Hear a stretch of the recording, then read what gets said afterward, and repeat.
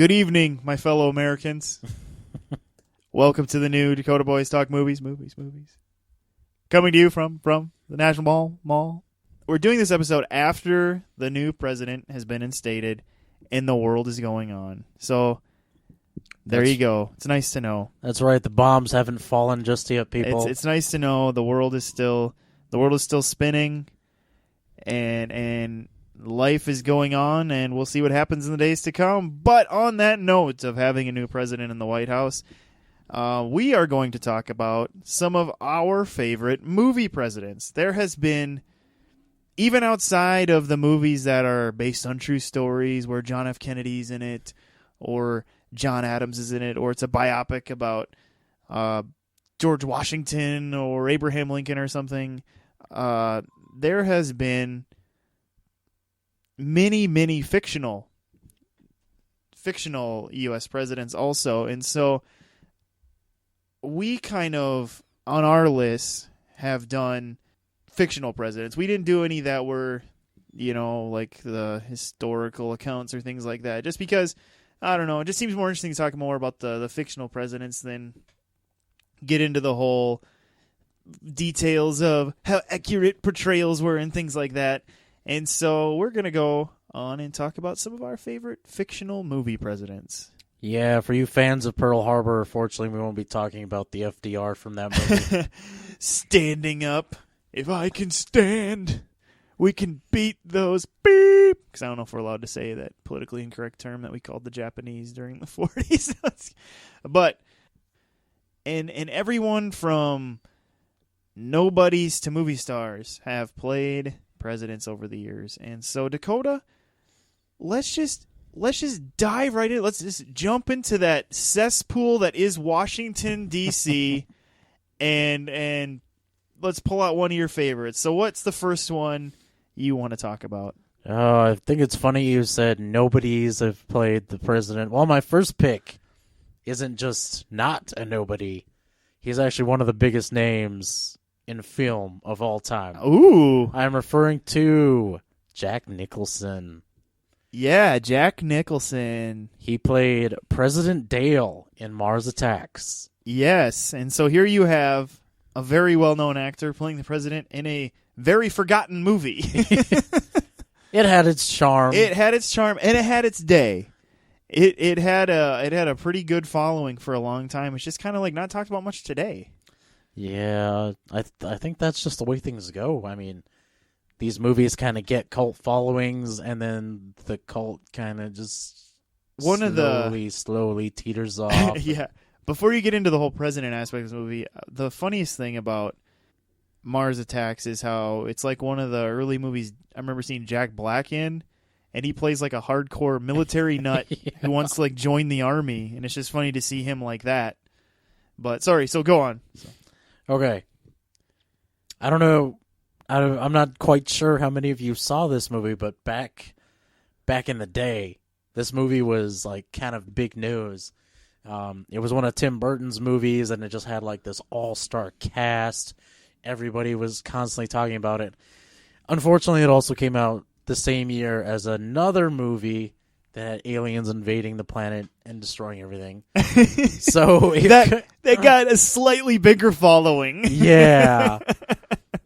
And like 20 years later, we got a sequel, and it was crap. But only one of those movies was based on Topps trading cards. Yeah. And that was Mars Attacks. Oh, on paper, this movie, I'm sure, looked pretty good because it was essentially just a giant send-up of movies from the 50s. Yeah, and they got Tim Burton on board when he was just cranking out hits or critical hits. Yeah. And so this is him in his prime when he's, Yeah. when he was bobbing and weaving. And so it's like, yeah, when you run it through the computer and it prints out a sheet, it's like you have a hit. Yeah. Unfortunately, it didn't play out that way. I have a theory. I call it it's a mad world theory. And what it is and why I call that the name of the theory is that there was a movie made back in the, I believe, 60s was what's in It's a Mad World was made. And what that movie was, I'm not going to say it again because there's too many mads, is it was full like the entire cast, from the smallest part to the biggest part, were big names. And that was kind of the point of the movie. It was, hey, let's make a movie where every little part is a cameo. And you just filled it with stars and just kind of made it a fun romp, type thing. Romp, huh? And a lot of the times, these crammed full of star movies just don't work. They just kind of fail, and I don't know why. I don't know why, if it's because they're trying to rely on the whole fill it with stars thing too much or whatever. But that's kind of what Mars Attacks did, where it seems like every role in it was a movie star. Or a known actor.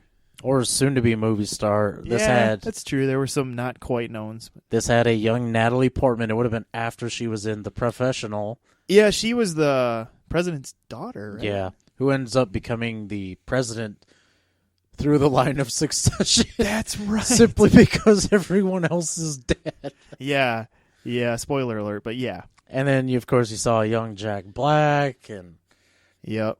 This is back before Sarah Jessica Parker was really that big. And it was just kind of... Pierce Brosnan was even in this, too, who I think... This was before his James Bond days. 96? No, that would have been right after Goldeneye. Oh, okay. But yeah, he played like a weird pipe-smoking scientist or something, didn't he? Yeah. This Glenn Close was the first lady. Just a huge... Michael J. Fox was the press secretary, I think. Yeah, he was. And then Martin Short was even in it. He had like a small role. Yeah. Yeah, just everybody, every little, like I said, just every little role was somebody you recognized, for the most part. And so, but what makes you like Jack Nicholson so much in this movie? I think it's just simply the fact that he exudes like confidence through this crisis, and he is barely keeping it together. Some would argue he isn't keeping it together. And he's so clearly incompetent, but in his own mind, he's in control of the situation, which, you would hope a president would be, just kind of, I got this, guys. Even though when he really doesn't, and should probably be taken away from the steering wheel. Like, sir, you're destroying everything.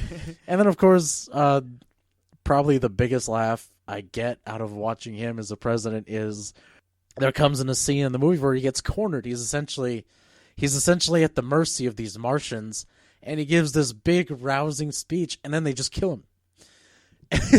Yeah, they just kind of blow him away, really. So even in the face of sudden death, he never lost his kind of just his vigor. He was just like, this may be the end, but this isn't the end, What killed me about that movie is how absolutely annoying the aliens' dialogue was. The way they talked, it was like that, and just like ate at your brain. Oh man, Mars Attacks. Yeah, it was kind of the other side of the same coin to Independence Day. But it was kind of one of those Deep Impact Armageddon things where these two movies just happened to come out really close together. And a lot of people thought, Mars Attacks is a parody of Independence Day. And it was like, no, it just kind of happened that way. So, what about you, Steven? What's one of your favorite presidents from the movies? Let's see. I think I'm going to bring up this one first. Since you went ahead and jumped into kind of a comedy movie there, I think I will too. And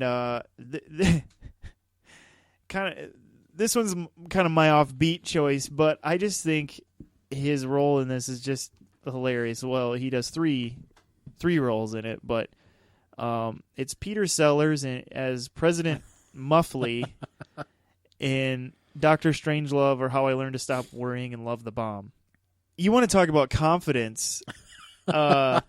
President Muffley has this confidence through total incompetence.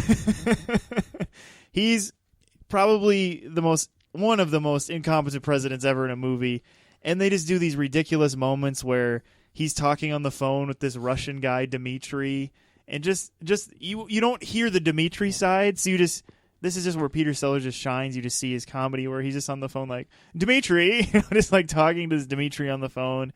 And, and the other thing that's funny about this movie is that a lot of people thought this movie was supposed to be a satire of a movie that came out earlier in the same year. There was a movie called, oh my gosh, I'm blanking. Oh, Failsafe. Yes, I remember that. There's a movie called Failsafe that came out, and it was a movie that was like, what if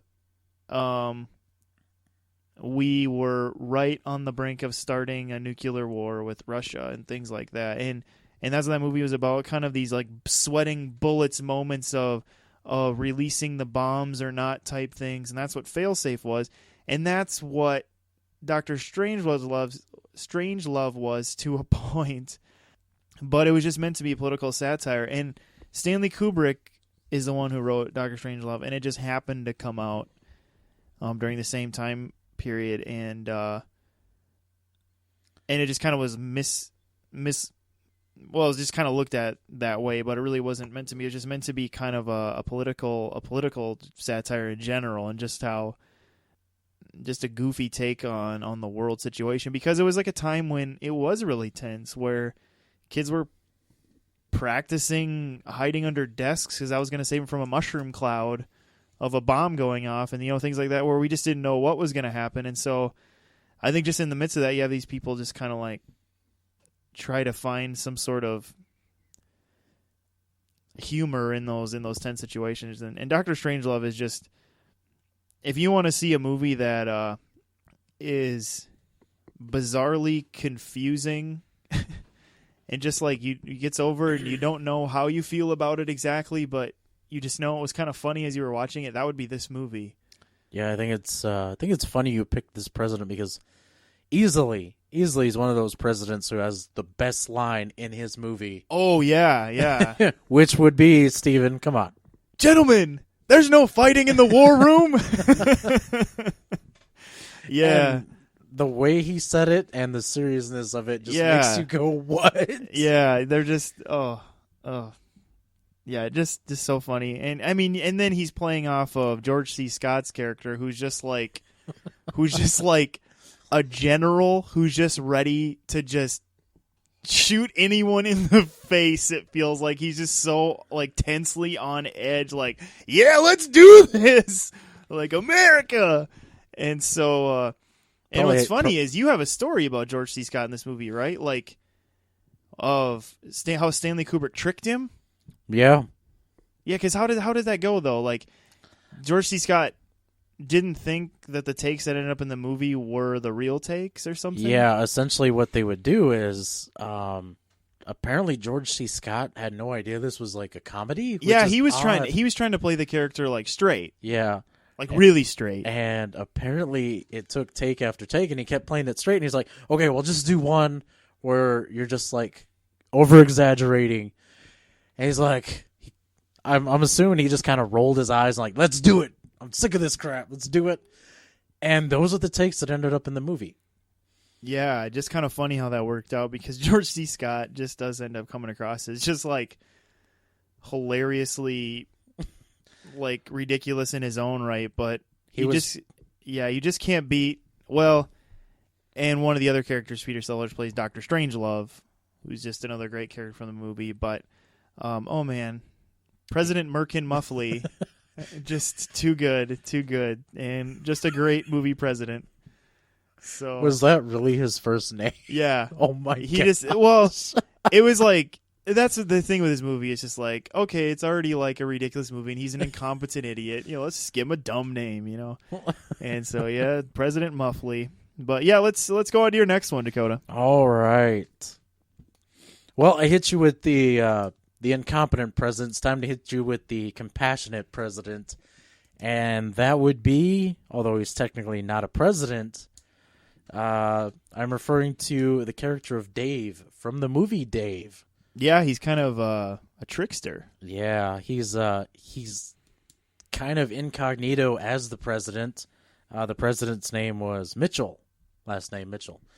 and kind of a lame duck president. I always wondered just how much of this was supposed to be based off Bill Clinton, but the President Mitchell was kind of a womanizer and didn't really seem to have the country's best interest at heart. He's played by Kevin Kline. Yes, both characters are played by Kevin Kline. Yep. So this president has a heart attack while having an affair on his, while cheating on his wife. It's pretty serious. He lands in a coma. Nobody knows what to do. Sure enough, they find this guy who looks a lot like the president, and they essentially get him to step in for the president because they think it's going to help. It's going to help with the, I think at the time, kind of the media relations and things like that. They just didn't want to. I think at the time America was supposed to have been going through something, and they just wanted a sense of normalcy. They didn't want to, scare people or get them riled up as they were. And he actually comes across as so charming, and he actually attempts to do the job of being the president so much in a way that his popularity soars. Unfortunately, all good things have to come to an end, and the real president, eventually ends up dying. So Dave can't obviously keep up this charade.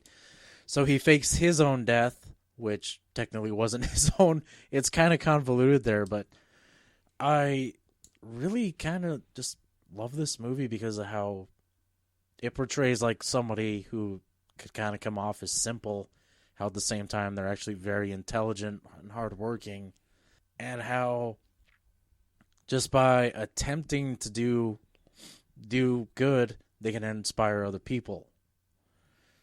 And this is actually a pretty heartfelt movie. It ends, as some people say, kind of sappy, but I love it. Yeah, and I'm trying to remember, does his wife, the First Lady, does she know that her actual husband is in a coma? She eventually does find out. But she doesn't right away, right? She senses something's up. Oh, okay. And it's kind of, I think for one of the oddest reasons, it's because he actually looks at her in a certain way. And she's like, my husband hasn't looked at me like that in 15 years. Or whatever. But I'm paraphrasing here, people. Yeah, like, just notices a difference in his eyes, I guess, which a woman would. So, yeah, okay. I'll do my kind of more, I guess, in this vein of maybe more emotional type movie president, and mine would be President Beck, I believe is his name. It's Morgan Freeman's president from Deep Impact. And even if you have mixed feelings about this movie, I think we can all agree that Morgan Freeman is great as the president in that movie. He just exudes a leadership and a confidence and trying to have wisdom as they go through this situation that could obliterate a pretty good population of not just America but the globe, and trying to figure out the best way to handle this and protect people and the country, and how to do this correctly and things like that. And so I just find this movie kind of interesting because it's kind of like if Armageddon was smart. Yeah, is kind of what this movie was. Probably the weakest link in Deep Impact is Tay Leone. She's just not that great of an actress. Yeah. Where if you replaced her with like a better actress, I think it would just kind of help with this movie. And, depending on how you feel about teenage romance, maybe you didn't care for the whole Elijah Wood, Lee Sobieski plot line, but, it's still, I think Tay Leone, a change there would just change and help the movie quite a bit. And so, because then you also, what they kind of did with this movie, it was like, you saw this event from people who were involved in it in different ways, like some neighborhood families, and the White House, and the astronauts who were eventually sent up to try to do something about it directly on the asteroid, and just kind of and seeing it from the how the news people are going to handle it. So you see it from kind of all these different perspectives, and then it kind of like ends up kind of some of them crossing paths and just kind of where they end up looking, because they're looking at the ideas of mortality that they haven't had to think about, like, oh my gosh, we could die, things like that. And so it is a decent movie. I mean, as far as 90s disaster movies go, it's one of the better ones. And but Morgan Freeman as the president, he's who really elevates this movie, and I think gives it a lot more gravitas, so to speak. Yeah, one of the things that kind of helps him, though, is he gives some great speeches in this movie. Yeah, he has one speech in general where he's like in the Oval Office, and he's kind of just talking to they're finally just kind of laying out everything to the people, and then you see him just kind of turn away for a second from the teleprompter, and then he just kind of starts ad-libbing the rest of what he says to the people. And that's where you see Morgan Freeman just doing what he does best and just delivering that with that voice he has, that he just has that natural ability to seem like this is a guy that I'd be like, okay, yeah, this is what's going to happen, I guess. And so, there's just some great moments like that with him. And that's why when all of a sudden you cut from that to Tay Leone or Lily Sobieski or something, it kind of, but the astronaut part of the story is pretty good too. We got Robert Duvall up there as one of the astronauts, being like kind of the John Glenn guy. So, but yeah, that's kind of my sappy, inspirational pick president. So, but let's go on to your next one, Dakota. All right, we've had the inept presidents. We've had the compassionate, compelling presidents. This one,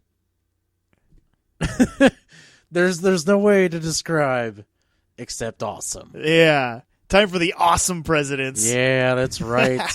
This president also comes from a movie where aliens invaded. Problem is, he just didn't sit back and let it happen. He took some action. He wasn't going to go quietly into the night. He took the fight to them. Nuke him. That's right. I am referring to Bill Pullman from Independence Day. Yeah. An actor who I still can't believe he pulled off this role. It is amazing. Simply because I don't think I've ever seen him in anything compelling after this. Or before. Yeah, he's just kind of like, he was in stuff maybe you were okay with, like if you were like the chick flick, if you're a chick flick person, you're like, well, I liked him in While You Were Sleeping, Oh, good Lord. Or I liked him in Newsies or something. But yeah, he's just like, this is easily like, where is this guy? He needs to do more like this. He just, what a great role for him, and he pulled it off. Yeah, sadly they kind of ruined his character in the sequel that they made. Yeah. Where they had him. I don't think he cared. Where they essentially had him playing a crazy man. Yeah, but this movie, oh man, he was just great. He starts off, we kind of find out that apparently he's viewed as a lame duck president until stuff gets real. It gets really real. When it hits the fan, he's ready. That's right. Oh man, what can I say about this guy? You kind of view him as just like a side character until the movie gets closer to the end, and then all of a sudden he's like, all right, let's do this. Yeah. And he's putting on his fighter pilot gear, and he gives probably one of the most inspirational speeches in all of film history, easily. And one of the best extra moments where you just see that one extra just give that huge salute. Yeah, that's right. And that was probably like a legitimate salute where after Bill Pullman did that speech, that guy was like, dude, that was great. Yeah, just one amazing moment in film that unfortunately he was never able to duplicate. Well, even when he's up in the jet, he's like, gentlemen, let's clear the road. When Randy Quaid's coming in and they're just like machine gunning at the alien ships. And then, I mean, come on. I mean, this is the president we all wish we could have, where it's like he had leadership qualities, but then he was willing to just jump in a plane and start shooting aliens. That's right, man. You don't see that in every movie about a president. Nope. This is he's one of a kind, or is he? Because we're gonna get into my president here in a minute. So. All right, Steven, tell us what you got. Oh man, well, if there's one other president that maybe may give Bill Pullman, President Whitmore's president, a run for his money, it would be President James Marshall, played by Harrison Ford in Air Force One. This is a guy where you meet him at kind of a leadership dinner with his wife. They're in Russia. Yeah, they're in Russia at a leadership dinner. And he basically just lays it down, just lays the gauntlet down and said, we're not going to take this crap anymore, you militant terrorists, like, you better watch your backs, we're coming for you. And this was like his own cabinet wasn't expecting him to do this. His own vice president wasn't expecting him to do this. He basically just got there and said, nope, this is how we need to be, and does it. I mean, which, maybe in reality that wouldn't be good for your president to always do. But that's how we're introduced as president in the story, where we see that, like, he is, I don't know what you want to call it. He's very, like, idealistic about taking care of the wrongs in the world and things like that, and thinks that they can just do it, and he just isn't unafraid of just saying that out loud. And then what happens is, and then they get into Air Force One and go to fly back to America, and some of these Russian terrorists sneak their way onto the plane posing as press people who fly in kind of a special section for press people on Air Force One, and end up taking over the jumbo jet. And of course, the bad thing about, well, with the help of some dirty Secret Service guys. But the interesting thing in this situation is that his wife and daughter are also on the plane. It's not just that he's protecting his staff and himself and this plane that's going in through the air, but also his wife and daughter are involved in this situation. And what's just great about this is that he concocts this way where they think he's escaped in this escape pod thing and gotten out of there. And of course he fakes it and is basically like dieharding his way through the jumbo jet, taking out these Russian terrorists kind of one Dmitry at a time, one Nikolov at a time, taking him down, and he's collecting machine guns and taking them out, and so it's just great because it's Harrison Ford, and he's doing what he does best, and it's the thing he does when he's Indiana Jones too, where when he's climbing his way around that Nazi truck, he just has like this just PO'd face, and then he just punches him in the face, and he just looks ticked, where he's just like intense, and he's pointing his finger and taking these guys down, and all the way to a point when you have his famous line when he's holding the guy in the back, and he goes, "Get off my plane," and he chucks him out and chucks him out of the jet, and it's just like, I mean, it's super like America, but oh man, just another classic, like, oh man, how cool would it be to have a president who did that, kind of thing. Whereas in reality, it wouldn't probably be that cool. It'd be kind of more frightening.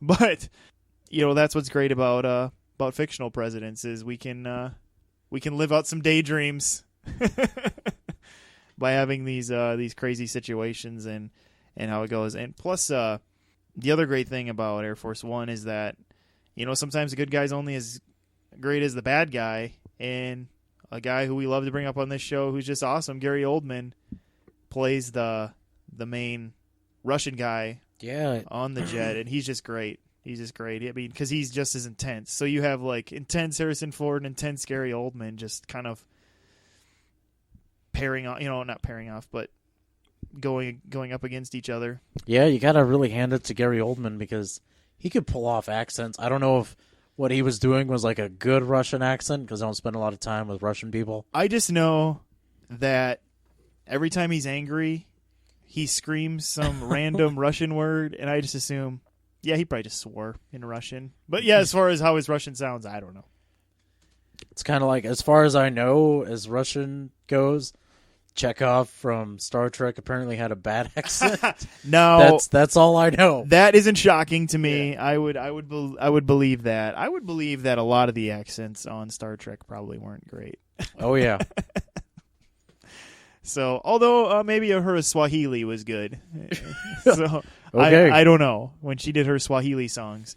Yeah, and so those are kind of our lists. We kind of each hit up unintentionally kind of more of a ridiculous president, a maybe more inspirational, emotional, movie-driven president, and then just the president who punches the terrorist in the face, and then you go have a beer together. I don't know. But kind of a little of each. So, Dakota, anything else on your presidents or any other presidents you want to just kind of throw out there? I think it's funny. We didn't really plan this one out. That's just how they came to be. Yeah. Like, as far as them kind of sharing qualities together. Yeah. That's just kind of odd. Yeah, it just kind of, when we each kind of said our three, we just kind of realized, oh, that's what happened. Kind of crazy, but these are the three basic kinds of presidents that are in movies. You have your dummy president, which they do in some movies, like even in cartoon movies like Monsters vs. Aliens, Stephen Colbert plays a dummy president. And then you have your, there's always the emotional movie presidents, like Michael Douglas did that in that, what is that movie called? Oh, The American President or whatever it's called. And so you have those types of movies. And then, of course, the movies that we all really want to see, the president punching somebody in the face movies. So, personally, I'm waiting for the really action-packed movie about George Washington's days fighting in the Revolutionary War. Yeah, Valley Forge. But, that wasn't really action-packed. That was more when they were just trying not to freeze to death and not get smallpox. But, and that's an interesting idea, is that somewhere in the future to do like a president biopic episode, because there's been plenty. I don't know, broke Italian there, but there's been plenty of those too, where it'd be interesting to talk about those, but not on this episode. And so with that, we bid you adieu, and hope you are taking advantage of the places we're at to keep up with our show. YouTube, iTunes, Stitcher, those types of places, subscribing to us there. And then, of course, if you want to like and follow us on Facebook and Twitter, that would be awesome too. It's just ways where we know you guys are around and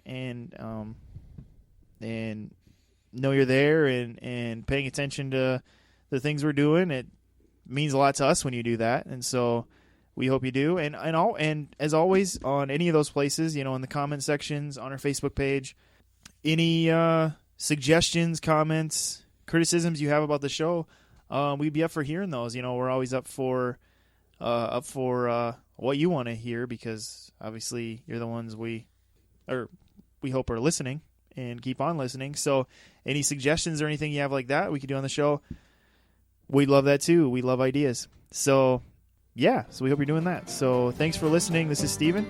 This is Dakota. We'll see you later, America.